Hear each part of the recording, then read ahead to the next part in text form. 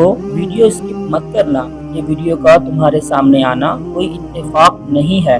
ہو سکتا ہے اللہ تمہیں کچھ کہنا چاہتا ہو، کچھ اشارے دینا چاہتا ہو، جس جواب کے انتظار میں تم نے آنسو بہائے تھے۔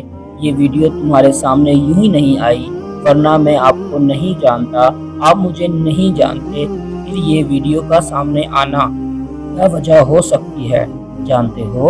کبھی انسان ایسی کیفیت میں آ جاتا ہے کہ سب کچھ ہوتے ہوئے بھی دل خالی لگتا ہے، اور وہ سوچتا ہے کیا اللہ میری سن رہا ہے؟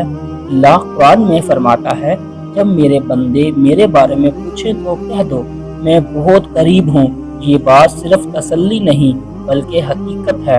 اللہ دور نہیں، وہ ہر حال میں قریب ہے۔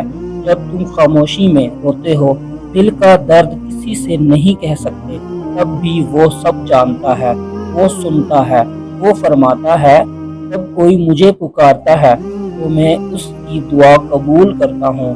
کوئی دعا ضائع نہیں جاتی، بس وقت اور نتیجہ اللہ بہتر جانتا ہے۔ کبھی دیر اس لیے ہوتی ہے کہ اللہ تمہیں اپنے اور قریب کرنا چاہتا ہے۔